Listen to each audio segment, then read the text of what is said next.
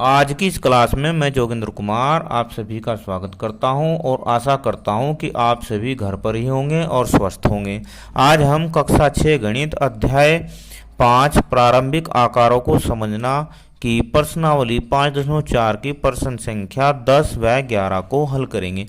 इससे पहले हमने इस अध्याय के प्रश्नावली 5.4 की प्रश्न संख्या 9 तक के सभी प्रश्नों को हल करा दिया है।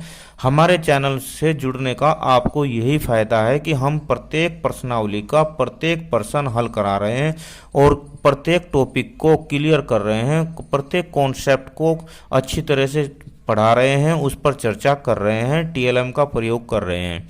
आइए देखिए प्रश्न नंबर 10। खोज कीजिए, क्या करना, खोज कीजिए दी हुई आकृति में चांदा 30 डिग्री यानी 30 अंश दर्शा रहा है। इसी आकृति को एक आवर्धन शीशे मैग्नीफाइंग ग्लास द्वारा देखिए, क्या यह कोण बड़ा हो जाता है।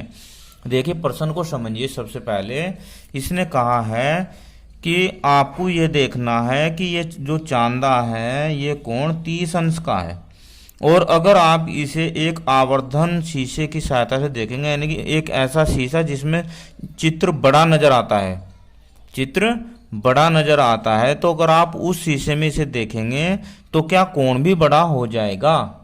अब देखो ये 30 अंश का है, अगर हम इसे शीशे की सहायता से देखेंगे तो ये चित्र जो है काफी बड़ा हो जाएगा, पर कोण बड़ा नहीं होगा। ये कैसे बड़ा हो जाएगा, ये देखो ऐसे बड़ा हो जाएगा, कोण ऐसे बड़ा हो जाएगा, कोण पर कोई फर्क नहीं पड़ेगा। ये जू का तू चित्र ऐसे बड़ा हो जाएगा, ये 30 ही अंश का होगा, कोण 30 ही अंश का होगा। बस क्या होगा कि ये काफी दूर तक हो जाएगा, ये और काफी बड़ा हो जाएगा।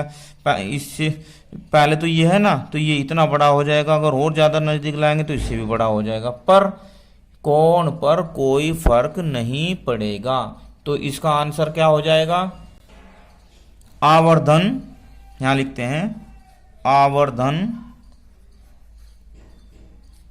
आवर्धन शीशे से देखने पर, शीशे से देखने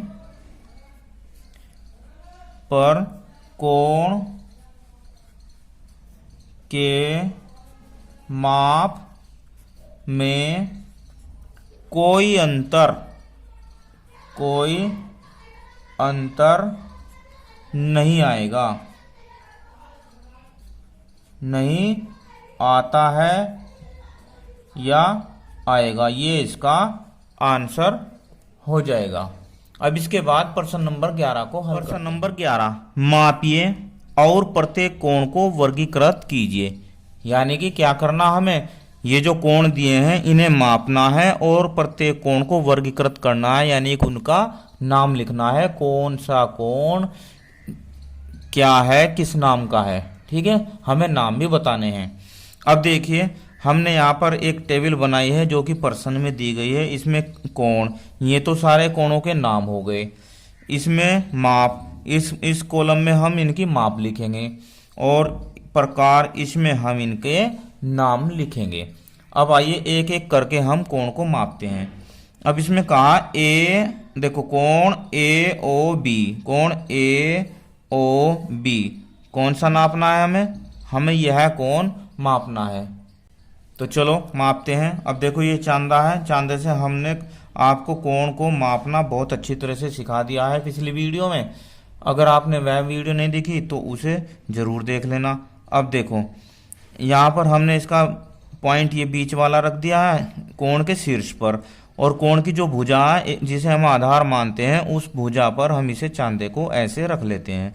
अब देखो 10, 20, 30, 40 कितना हो गया है, 40 अंश हो गया। कितना हो गया, 40 अंश। तो अब हम यहाँ लिखेंगे इसकी माप आई है हमारी 40 अंश, और 40 अंश के कोण को हम क्या कहते हैं, न्यून कोण। क्या कहते हैं, न्यून कोण। ये भी हमें साथ साथ लिखना है। अब ए ओ सी, ए ओ सी यानी कि हमें कौन सा नापना है, ये मापना है, ए ओ सी। चलो अब रखते हैं यहाँ पर इसके शीर्ष पर हमने इसका कटिंग पॉइंट रख दिया, बीच का पॉइंट, और इसकी इस भुजा पर हमने ये इसकी एक लाइन। अब देखो 10, 20, 30, 40, 50, 60, 70, 80, 90, 100, 110, 120, 125, कितना हो गया ये? 125 अंश हो गया।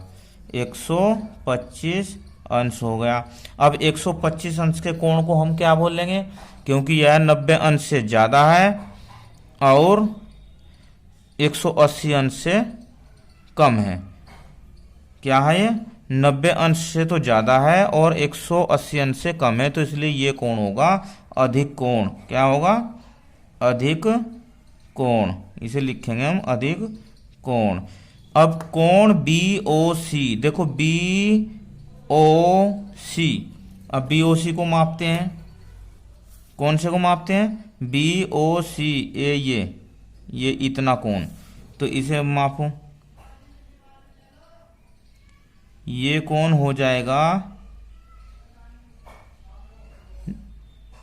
ये कोण हो रहा है 90। कितना हो रहा है? 90 अंश। ये हो जाएगा 90 अंश। अब 90 अंश के कोण को क्या बोलते हैं हम? समकोण। क्या कहते हैं? समकोण। चलो, अब अगला कोण कौन सा दिया है इसने? DOC। कहाँ है DOC? देखिए ये तो है DOC। अब ये DOC हमें ये कोण देखना है, तो जब ये इधर का 90 है तो ये भी 90 होगा, क्योंकि ये पूरी लाइन 180 अंश की है, तो ये भी 90 ही होगा।